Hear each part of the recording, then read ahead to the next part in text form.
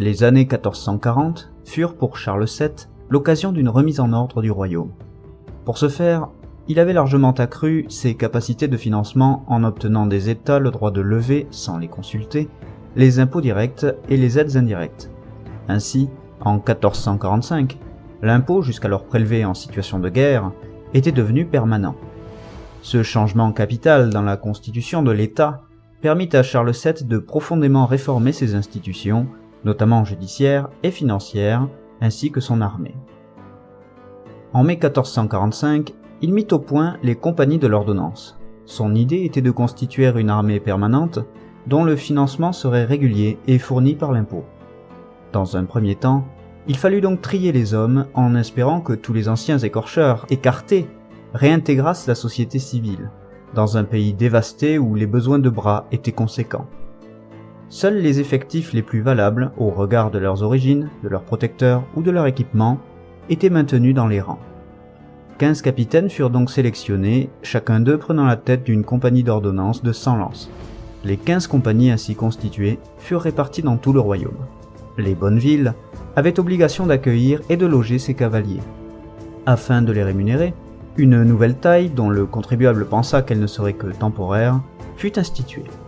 Les soldes versés à cette armée permanente étant des plus confortables, celle-ci constitua pour la noblesse féodale, profondément paupérisée par les crises successives des XIVe et XVe siècles, un formidable moyen de conserver son rang. Ce n'est qu'à la fin du conflit avec l'Angleterre que les bien nommés gendarmes de Charles VII exercèrent des missions de maintien de l'ordre dans tout le royaume. En 1445, pourtant, la plupart des protagonistes avaient bon espoir que la paix fût durable entre la France et l'Angleterre. La trêve de Tours de 1444 fut effectivement reconduite par 4 fois jusqu'en 1450.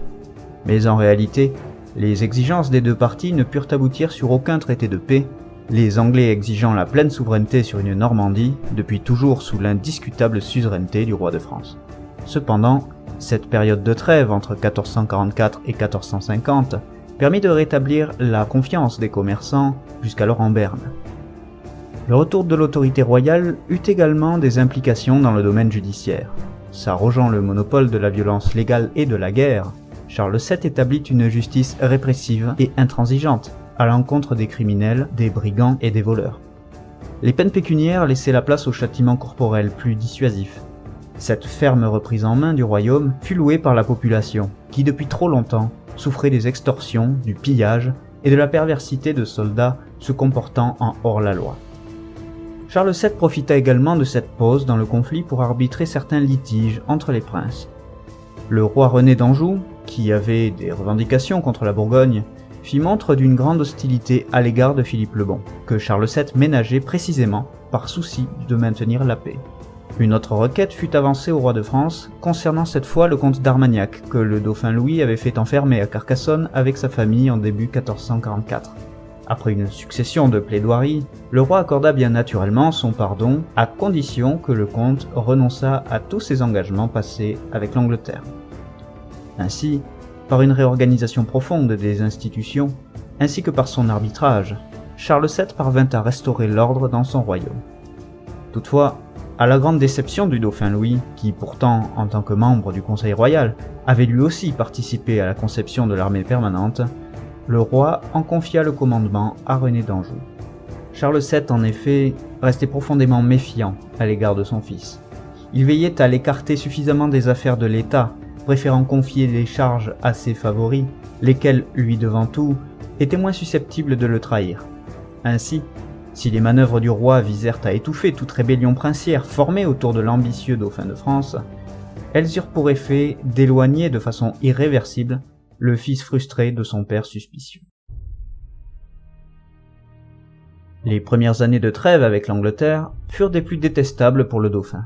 Le 16 août 1445, il perdait son épouse, Marguerite d'Écosse, vraisemblablement morte de phtisie. La dauphine, éprise de poésie et dénuée de sens politique, n'avait suscité en Louis qu'une lasse indifférence. Marié de force, ce dernier n'avait jamais vraiment prêté attention à cette jeune princesse rêveuse qu'il n'avait pas choisie et qui, chose bien plus préjudiciable, ne lui avait pas donné d'héritier. Marguerite Stuart mourait donc bien malheureuse à l'âge de 20 ans, fatiguée de vivre dans le monde sordide et ennuyeux de la cour de France. Louis lui-même n'appréciait pas les attitudes douceâtres et les conflits larvés de la cour de son père. Écarté des affaires de l'État, le jeune prince, maussade, se trouva contraint d'assister aux petites intrigues des courtisans de Charles VII, faute d'occupation.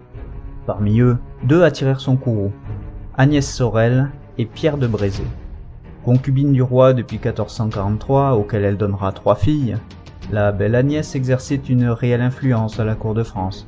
Affichant ouvertement sa relation avec Charles VII, elle reçut, à la stupéfaction générale, le titre de maîtresse officielle du roi de France, ainsi que le bien nommé domaine de beauté. Entourant le roi Charles de jeunes gens pris sous sa protection, la jeune Agnès devint bien vite une personnalité centrale de la cour. Habile, elle s'allia au baron angevin Pierre de Brézé, resté fidèle au roi pendant la praguerie et doté d'une heureuse réputation de guerrier. Bon orateur, celui-ci devint aisément l'un des hommes forts du gouvernement de Charles VII.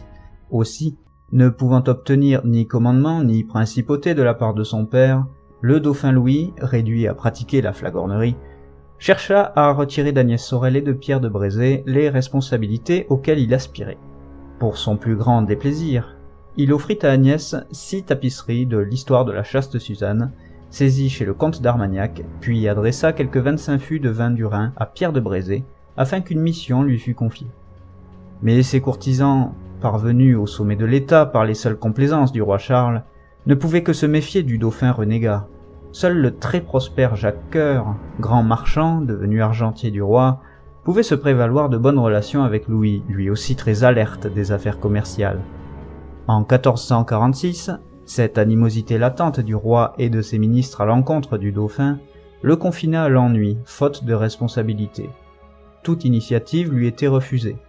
Une campagne en Italie visant à établir la souveraineté de la France sur Gênes fut écartée. Un commandement en Languedoc également. Une action commune avec la Savoie fut également suspendue par le roi et son conseil.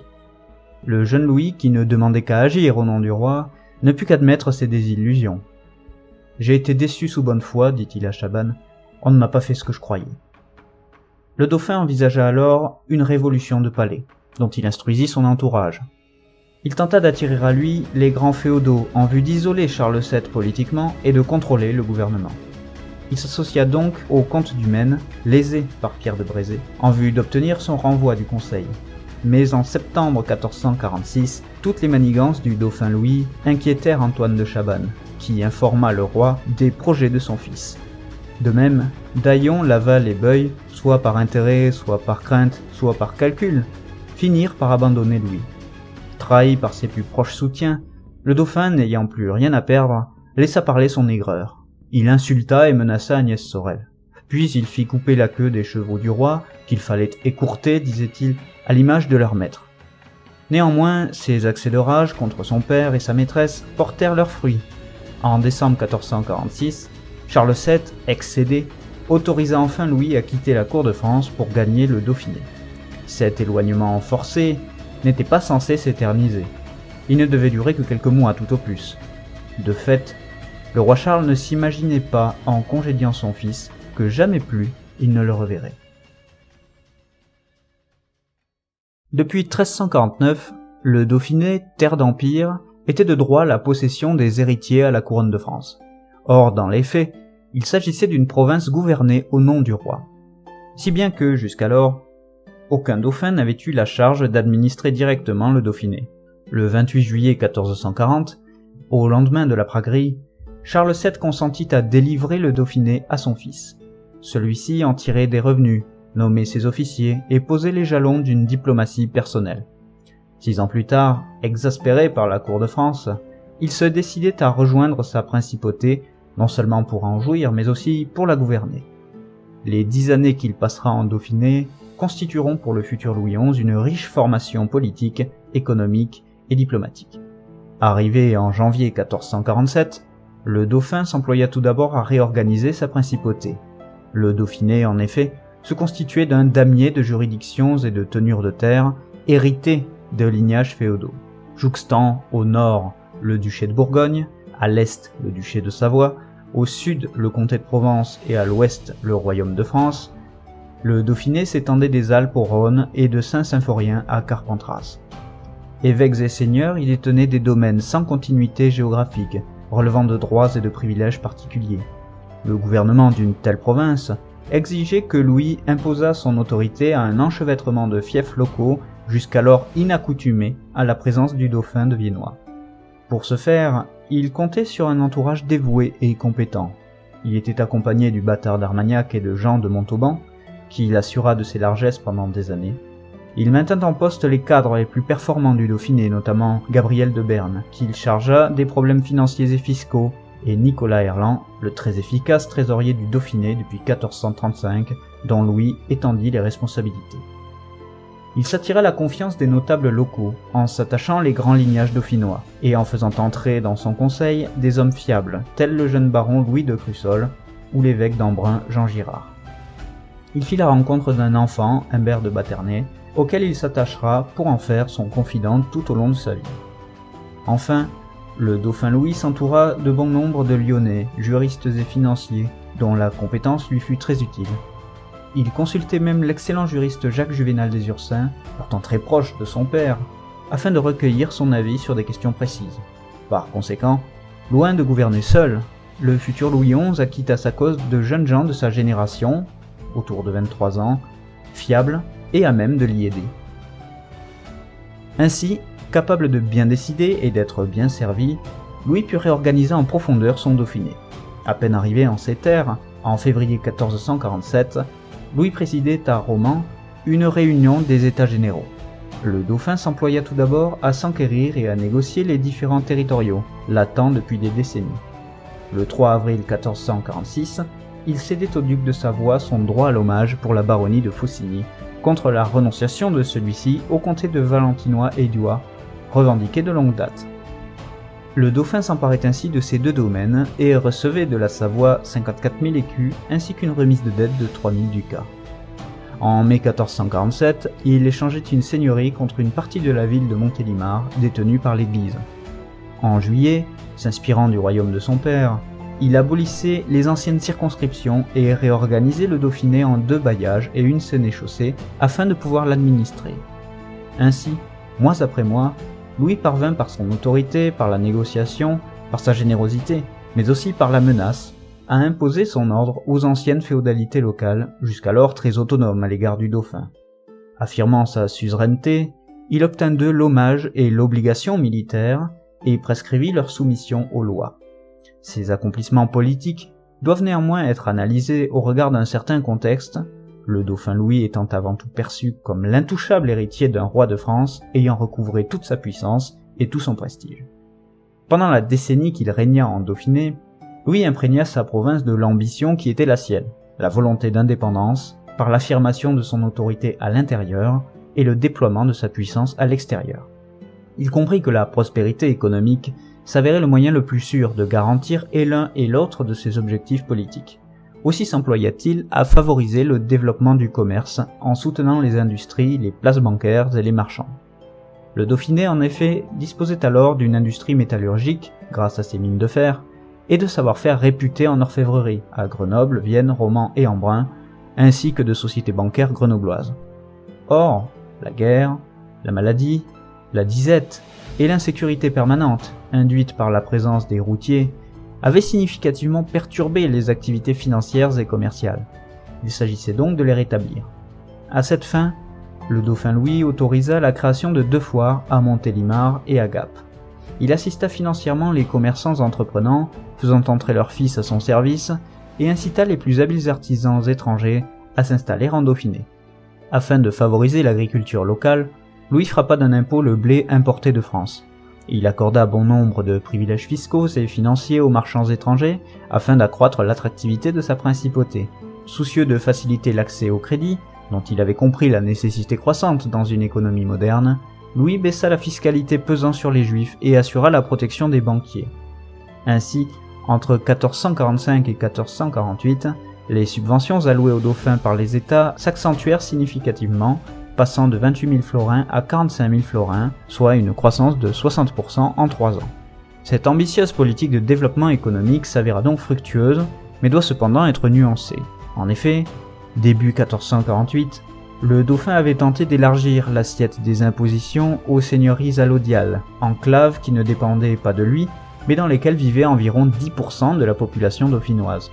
S'appuyant sur la noblesse locale, qui ne payait pas d'impôts, mais était rétribuée par l'administration delphinale, ainsi que sur les États du Dauphiné, qui avaient intérêt à accroître le nombre de contributeurs en vue de soulager les prélèvements par tête, Louis parvint à établir sa suzeraineté et sa fiscalité sur des seigneuries sur lesquelles il n'avait pourtant aucun droit.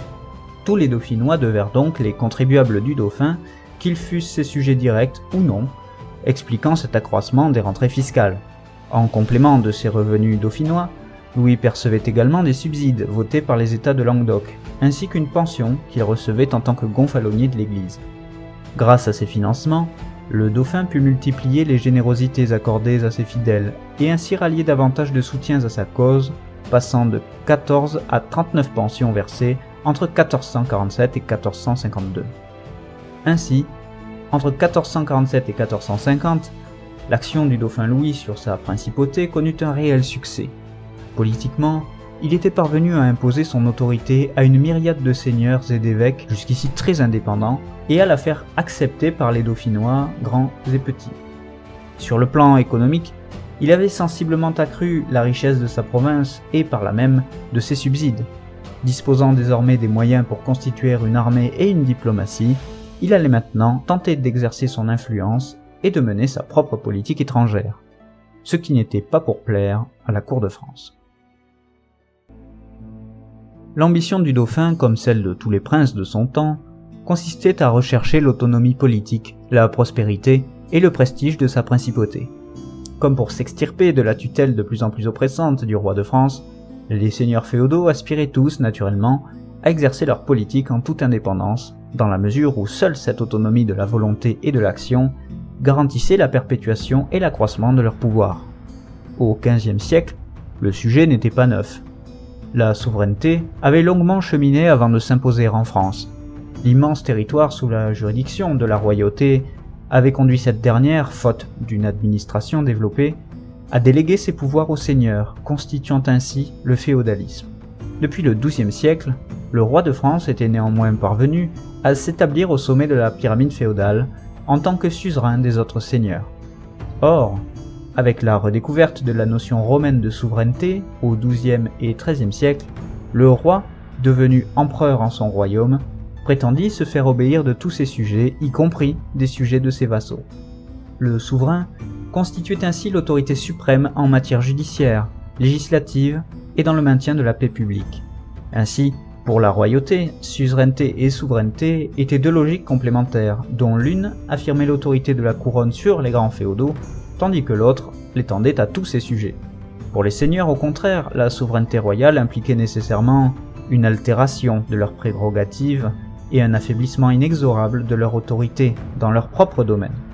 Les sentences des justices seigneuriales pouvaient ainsi être brisées en appel au Parlement de Paris, et les ordonnances royales contredire les désirs et intérêts seigneuriaux. Ainsi tiraillés entre devoir de fidélité et volonté de puissance, les féodaux redoutaient l'emprise royale et percevaient la souveraineté comme une menace. En tant que prince du Dauphiné, le futur Louis XI ne faisait pas exception. Il désirait mener sa propre politique, accomplir ses propres desseins, s'extraire de la mainmise du roi sur ses affaires, en attendant d'accéder au trône lui-même. C'est précisément ce désir d'indépendance qui causa la rupture entre le dauphin et son père, entre un prince et son roi. À l'été 1449, les préoccupations de Charles VII ne se fixèrent pas sur le Dauphiné, mais sur l'Angleterre. La trêve qui, depuis 1444, avait été renouvelée à plusieurs reprises, n'était cette fois pas reconduite. Ainsi, les années 1449 et 1450 furent consacrées à la reconquête de la Normandie par Brézé et Dunois, campagne menée par une armée permanente disciplinée et bien équipée, pendant laquelle les populations civiles n'eurent à déplorer que peu de violence.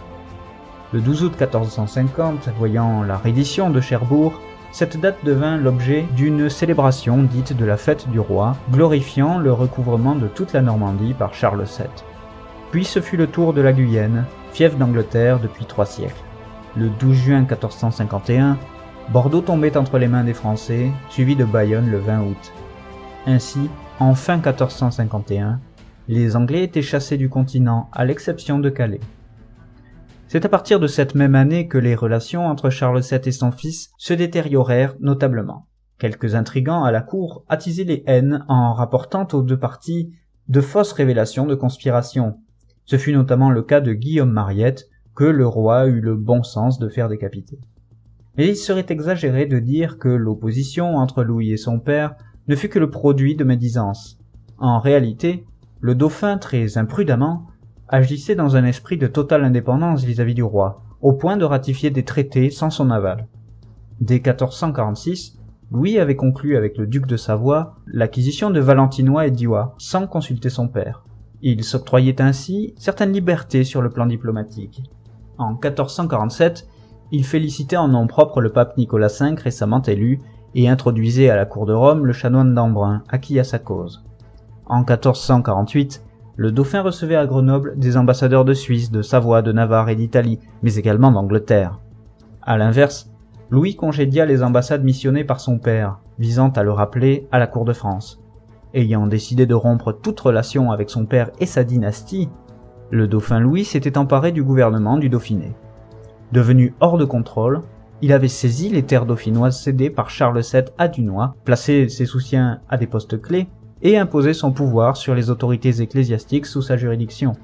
Ainsi, dès l'automne 1450, les 4 évêques du Dauphiné reconnaissaient, non sans aigreur, la suzeraineté du dauphin et acceptaient de lui rendre hommage. Par ailleurs, contre tous les usages, le dauphin s'autorisait à anoblir les bourgeois méritants, en jouant sur l'ambiguïté du statut du Dauphiné. En tant que prince du Saint-Empire, il en avait formellement le droit. Mais en tant que prince de France, il ne pouvait s'octroyer cette prérogative exclusivement royale. Autrement dit, ne cachant pas ses talents et ses ambitions, Louis prenait, au goût du roi de France, un peu trop de libertés en Dauphiné. En outre, en mars 1451, le dauphin outrepassa largement l'autorité royale en concluant sans autorisation son propre mariage avec Charlotte de Savoie, fille du duc Louis Ier. Âgée de 11 ans, la jeune fille, éprise de poésie et de musique, devait rapporter au dauphin de France une dot de 200 000 écus, gagée sur le comté de Nice, ainsi qu'une rente annuelle de 5 000 écus. Ce mariage, que Charles VII tenta vainement d'interdire, fut accompagné d'un traité d'alliance réciproque signé à Chambéry le 13 mars. Au sein même de l'accord, la Savoie assurait explicitement de sa fidélité au dauphin Louis, y compris dans l'éventualité d'un conflit l'opposant au roi de France, ce qui était totalement contraire aux usages. Par conséquent, la politique de son fils inquiétait de plus en plus le roi Charles. Il avait bien songé à marier le dauphin à une princesse de Portugal, cette puissance étant suffisamment éloignée de la France pour ne pas constituer de danger immédiat. Mais la Savoie, puissance frontalière, certes modeste mais aux ambitions très affirmées, pouvait représenter un danger, en particulier en s'associant à un dauphin rebelle et au puissant duc de Bourgogne. Ainsi, par sa politique d'indépendance, Louis faisait planer sur la France de Charles VII une menace grandissante à sa frontière orientale. L'Angleterre, à peine vaincue mais toujours dangereuse, le roi Charles pouvait redouter qu'une coalition s'étendant de Hollande à l'Italie ne se constituât contre lui. Le dauphin avait en effet entamé un rapprochement avec les puissances italiennes en vue de prévenir toute possibilité d'intervention armée de la part de Charles VII. Par conséquent, plus Louis demeurait en Dauphiné, plus il représentait une menace pour le royaume de France. Par ailleurs, le gouvernement du roi Charles connut de profondes mutations en 1451, lesquelles desservirent les projets du dauphin. Louis en effet entretenait de cordiales relations avec l'argentier du roi, Jacques Coeur. Or, en août 1451, ce brillant entrepreneur était mis aux arrêts et comparaissait devant la justice royale. Il est vrai que la réussite de cet homme hors du commun suscitait à la cour de France l'ire de bien des envieux. Devenu argentier de Charles VII en 1438, Jacques Coeur avait pour fonction de procurer au roi et à son entourage les denrées de luxe indispensables à leur rang et à leur prestige. Il était parvenu à s'ouvrir au grand commerce avec l'Orient, jusqu'ici dominé par les marchands génois, vénitiens, aragonais et provençaux. En s'approvisionnant directement sur les places de Tripoli, Beyrouth et Alexandrie, Jacques Coeur pouvait ainsi importer à moindre coût toutes les richesses du Levant. Bientôt, il exerça de facto et de jure un parfait monopole sur les importations de produits orientaux aux grandes dames des marchands de Midi. Mais loin de se contenter de cette seule activité, Coeur réinvestissait sa fortune dans les manufactures françaises et italiennes, notamment les draperies et fabriques d'armures destinées à fournir l'armée royale. À partir de 1440, il investissait dans le foncier du Bourbonnais et du Berry et dans les mines de plomb argentifère du Lyonnais. Il agissait également pour le compte de la royauté, participant à la levée des impôts et au commerce du sel, rigoureusement encadré. Ses positions très avancées dans le commerce international lui permirent également de maîtriser les lettres de change et de spéculer sur les métaux précieux. L'or étant devenu très rare en Europe occidentale, Jacques Coeur payait volontiers ses fournisseurs en argent et transitait de l'or du Levant vers la France. Aussi, sa richesse personnelle étant devenue considérable, ce grand commerçant, anobli par Charles VII, s'était-il porté créancier du roi et de nombreux seigneurs. La reconquête de la Normandie, lancée en 1449, fut ainsi largement financée par les 100 000 écus concédés à la couronne par Jacques Coeur. Pour sa part, le dauphin Louis éprouvait à l'égard de cet entrepreneur d'exception une sincère admiration. En 1444, il avait accordé à ce dernier l'extension en Dauphiné de la Marque de Catalogne, une taxe sur laquelle Jacques Coeur tirait quelques profits. Néanmoins, si en 1451, Jacques Coeur était accusé sans réel fondement de l'empoisonnement d'Agnès Sorel, décédée un an plus tôt, sa condamnation, prononcée le 29 mai 1453, reposait sur de vrais griefs. D'une part, l'argentier avait commis toutes sortes d'exactions fiscales en Languedoc. D'autre part, il avait remis aux autorités musulmanes du Levant un esclave chrétien d'origine éthiopienne, alors que le malheureux tentait de s'enfuir en s'embarquant sur l'un de ses vaisseaux. De plus, il avait exporté vers l'Orient des lingots estampillés de la fleur de lys, dont la teneur en argent était volontairement surévaluée, engageant de fait l'honneur du roi de France. Enfin, Coeur avait fait fabriquer un sceau matrice correspondant au sceau du secret de Charles VII, ainsi que de faux blancs-seings portant la signature du roi. En conséquence, condamné pour lèse-majesté, Jacques Coeur fut relevé de tous ses titres et de tous ses biens, pour le plus grand profit de ses obligés déliés de leurs créances, des armateurs marseillais de nouveau libres de s'ouvrir à l'Orient, et des favoris du roi qui accaparèrent sans vergogne ses châteaux et ses biens. Quant au dauphin, il perdait à la cour de France un potentiel soutien. Avec la chute de Jacques Coeur, l'entourage de Charles VII se trouva profondément modifié. La nouvelle maîtresse du roi, Antoinette de Maignelet, obtint que son mari, André de Villequier, puisse jouir d'honorables fonctions à la cour. Associant d'anciens partisans du dauphin, tel Antoine de Chabannes, qui occupait à présent un rang de première importance, le nouveau gouvernement laissait fort peu de place au soutien de Louis. Aussi, de part et d'autre, les tensions s'en trouvèrent-elles attisées. Charles VII, il est vrai, avait toutes les raisons de redouter son fils, dont il connaissait les capacités.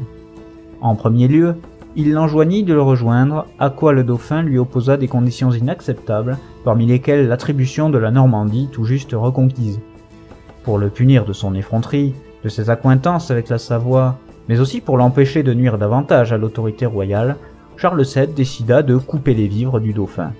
Début 1452, il lui retira sa pension ainsi que ses possessions en France.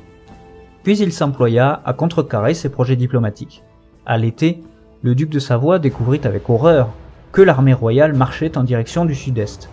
Le roi de France, en effet, n'appréciait guère les petits arrangements que le duc Louis avait arrêtés avec le dauphin, en particulier l'alliance militaire ouvertement conclue contre lui. Il employa donc la menace pour obtenir de la Savoie le traité d'alliance perpétuelle du 27 octobre 1452, par lequel le duché se plaçait sous la protection de la France et renonçait à soutenir le dauphin. En complément, le roi Charles arrangea un mariage entre sa fille, Yolande de Valois, et Amédée de Savoie, fils héritier du duc.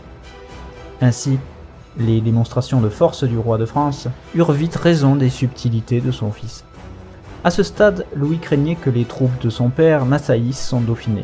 Toutefois, les événements lui accordèrent un sursis. On apprit bientôt que l'armée de Talbot avait de nouveau débarqué en Guyenne et reconquis Bordeaux avec le concours de la population.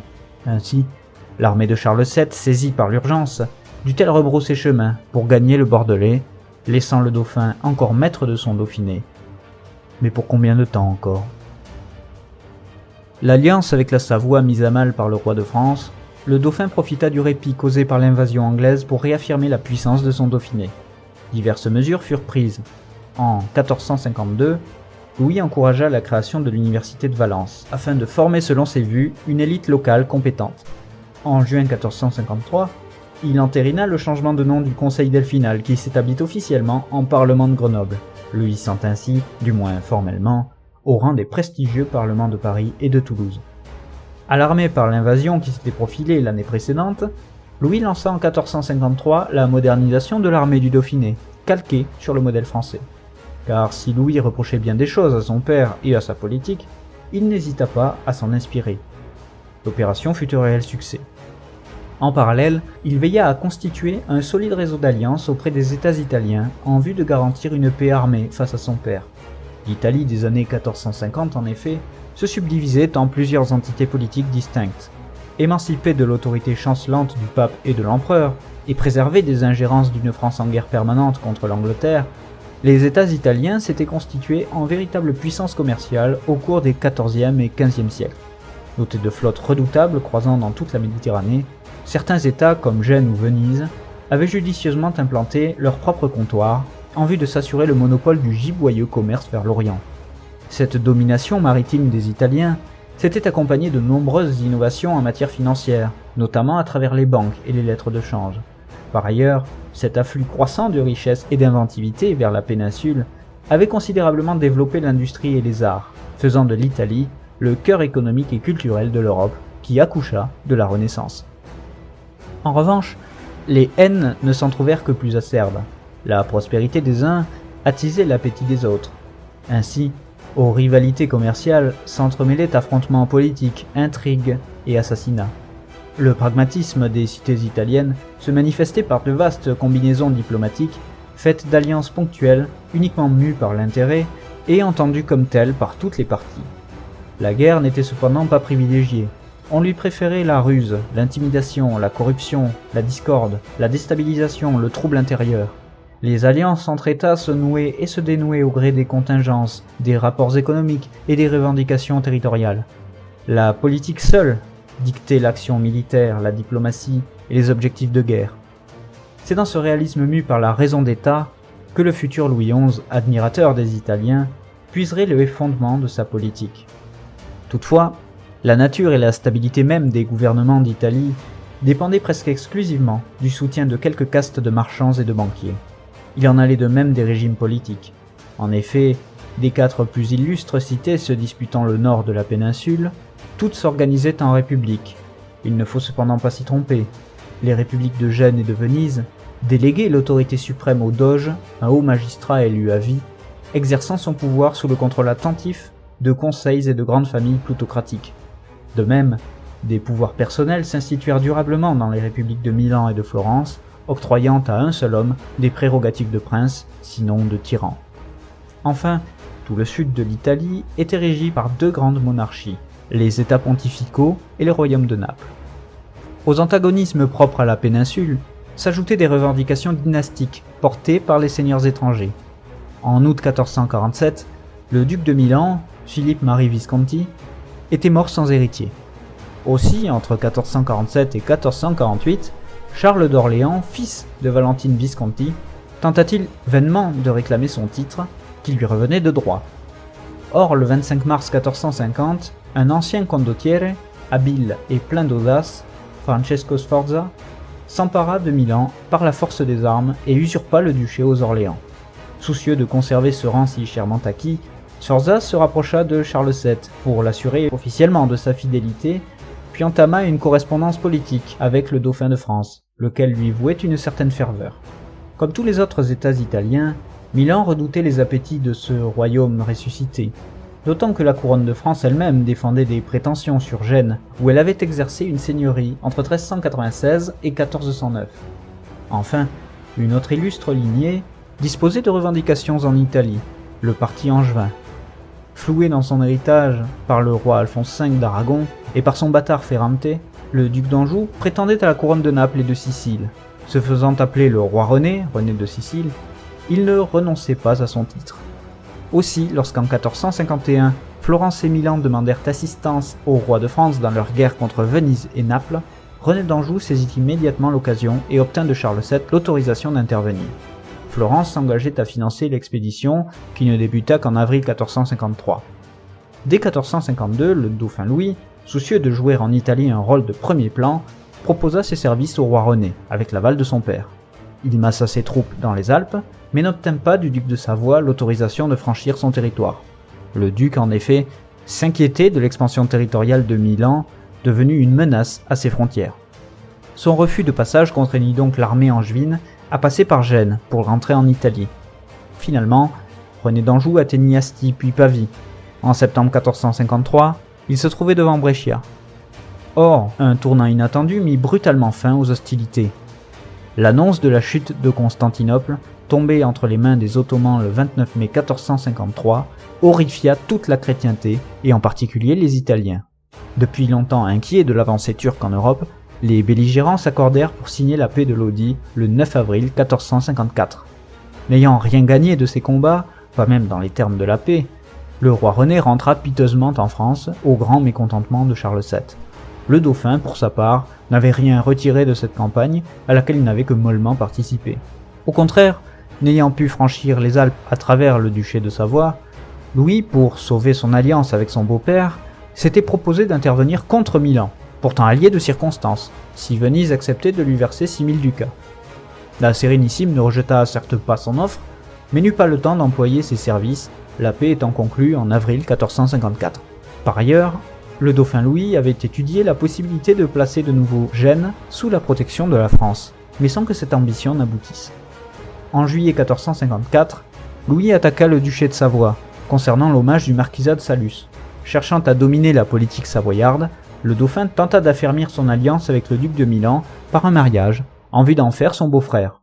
Le plan échoua sous les menaces de Charles VII, si bien qu'en 1455, le Dauphiné demeurait isolé diplomatiquement aux grandes dames de Louis. Par conséquent, il est clair que la politique delphinale en Italie ne fut pas des plus fructueuses. Les revirements diplomatiques de Louis, ses projets et ses tentatives ne furent guère couronnés de succès.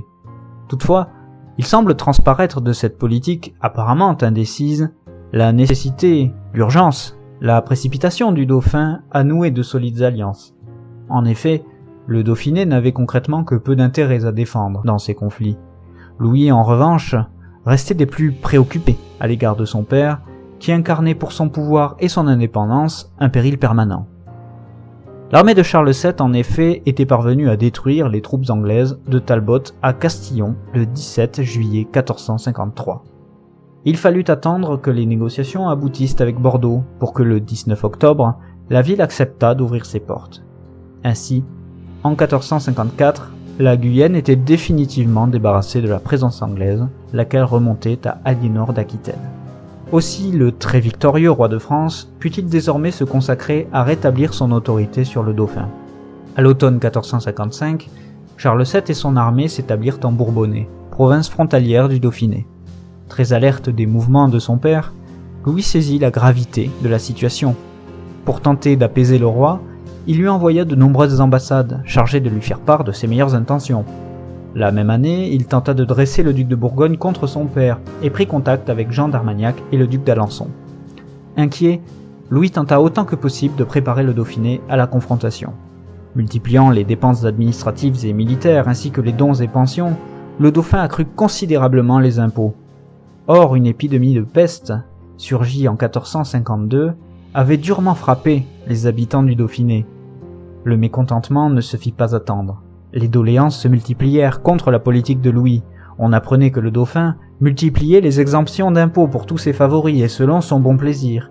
Il piétinait la coutume locale en interdisant la chasse aux roturiers et en prohibant les guerres privées. De fait, la popularité du dauphin s'effondra-t-elle sous le poids de ses impôts et de ses erreurs. En mars 1456, de plus en plus préoccupé, Louis s'employa à transmettre à son père toutes sortes d'informations pertinentes glanées çà et là par quelques agents, afin de lui complaire par une flagornerie mal dissimulée. En avril, il chargea son fidèle Guillaume de Courcillon d'une mission auprès de son père. Par la présente, le dauphin viennois demandait au roi de France l'assurance de sa sûreté ainsi que celle de son entourage. Cette requête témoigne assurément de l'angoisse qui s'était emparée de Louis en 1456. Faute de garantie, il craignait l'incarcération, peut-être même la perte de son droit à la couronne de France. Pour mémoire, au lendemain de la praguerie, le roi Charles avait laissé entendre à son fils qu'une telle option n'était pas écartée, invoquant l'esprit du traité de Troyes. De plus, depuis décembre 1446, la maison de Valois comptait un nouvel héritier mâle en la personne du prince Charles de France, le frère cadet de Louis. Par conséquent, faute de garantie, le dauphin se devait d'envisager toutes les éventualités et notamment les pires. En mai 1456, il sollicita Charles d'Orléans afin que ce dernier intercédât en sa faveur auprès de son père. Puis, une nouvelle fois, il tenta la voie diplomatique auprès du roi par l'intermédiaire de Courcillon. Or, le chancelier Juvénal des Ursins, parlant au nom du roi de France, se contenta de congédier l'envoyé du dauphin par ces mots. « Cette affaire a trop duré, le roi entend en voir la fin, Messire Guillaume, vous pouvez prendre congé du roi. » Une déclaration des plus limpides. En juin 1456, comprenant que tout était perdu, Louis envoya ses ultimes ambassades menées par Berne et par le cardinal d'Estouteville. Sans surprise, Charles VII refusa une nouvelle fois de fournir au dauphin une garantie de sa sûreté. Il exigeait sa plus parfaite soumission, faute de quoi il ne consentirait à nul pardon. La messe était dite.